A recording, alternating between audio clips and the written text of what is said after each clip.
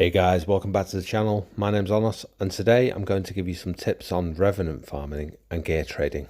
I've had a lot of questions about this on videos and in Discord, so I thought it might be worthwhile. Even if you've got the process nailed down, you might take something from this. We'll start very basic in case there is anyone watching who doesn't know what the hell Revenant trading is.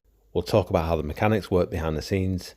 I'll tell you some popular locations, and then some more advanced tips, including Soul Core Revenant Farming. I'm basing this video on a guide. Now, I knew most of this information beforehand, thankfully, but the guide is written up so well that it makes sense to use it as a reference point. The guide is by Clement. He's the same guy who did the Soul Core attribute spreadsheet for everyone, which I shared. I'll leave a link to the written Revenant guide in the description of the video if anyone wants to use this as a reference point in the future. If you find the video useful, guys, please leave me a like or comment to let me know. It makes a huge difference to the growth of the channel. So Revenant trading is a system where other players can pass along some of their weapons and armor to help other players.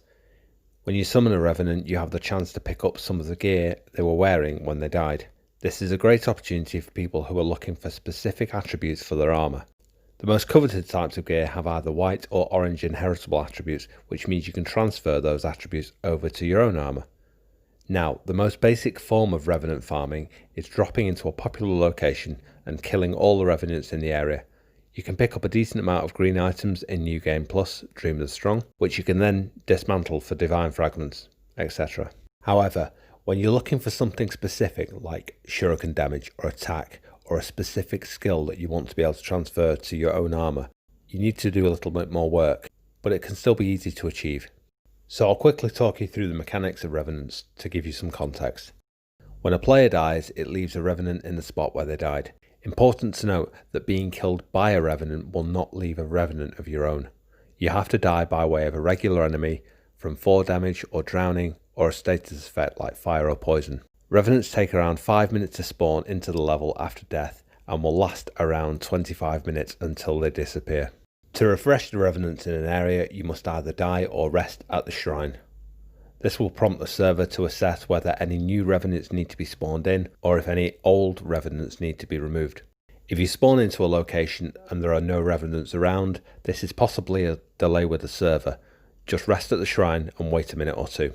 A Revenant can drop the armor and primary weapons they were wearing at the time of death. They cannot drop secondary weapons or accessories. They can only drop up to level 160 weapons and armor at the time of making this video during patch 1.09. Any 170 level weapons or armor will be scaled down to 160. Additionally, any heavily modded weapons and armor, such as one that somebody has already inherited a load of attributes onto, will also be scaled back. The inherited attributes will not be available on those drops. If you're looking to pass over armor with inheritable attributes on it, then it needs to be the original piece, which was either dropped by an enemy or forged. Neither luck or equipment drop rate seems to have any effect on Revenant drops, so there is no need to make a specific build for Revenant farming. Okay, so now we'll talk about farming efficiently. The most efficient way of doing this is to make sure you are friends on PSN. To some of you this may sound daunting, but it really isn't. It's easy and I'll let you know how. Your best option is to gain access to a Discord server for Nioh 2. It just so happens that I have one of those and we have a specific channel in there for Revenant farming. The link is in the description if you would like to join. Just jump in and say hello. We've got a really good group of people in there already who are very happy to help out. So that's step one. It's an easy way to find people who may have the attribute you're looking for. Step two is to add them to your friends list on PSN. This will give you a higher chance of finding their Revenant grave and a way to easily identify it. It also improves the drop rate on the loot. In the footage here, you can see that a friend's Revenant grave looks different from a regular one. Now, what you may find is that when they have confirmed they've died at a certain location, when you go there, you can't find their grave. The best way to reset is to save the game at the shrine, and if they still don't appear, close the game down completely and then load back in. You may have to do this once or twice, but that should force a reset and give you the best chance to find them. This is also the best way to repeat the process if you're looking to pick up a number of inheritable attributes you want. After you've made a kill, usually it will take about 5 minutes for that Revenant grave to respawn. You can speed this up. Make sure to save at the shrine and then close the game down completely and load back in.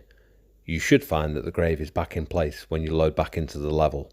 That's the most efficient way of doing this if you want multiple pieces. Remember, you have around 25 minutes before the server will remove that grave. Couple of extra tips and then we'll move on to popular farming spots.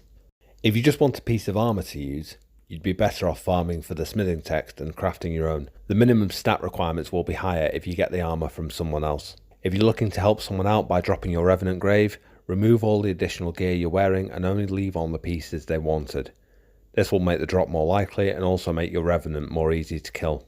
If you're dropping your grave, try to make sure you die in an open space. If your grave is on top of another one, it will cause a clash, which will make finding your grave much more difficult.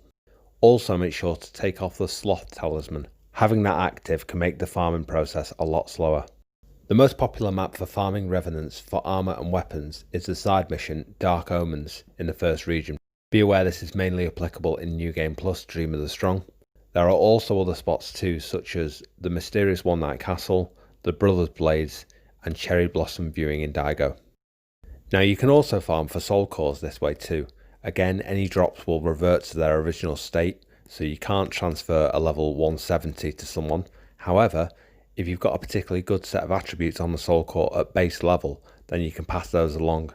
Be aware that passing along orange inheritables on soul cores is not currently possible. So to do this, make sure your grave is dropped in the Dark Realm, and to only have a single soul core equipped on your primary guardian spirit.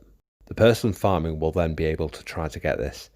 Getting a soul core to drop isn't guaranteed, but again, if you're friends on PSN, it will improve your chances.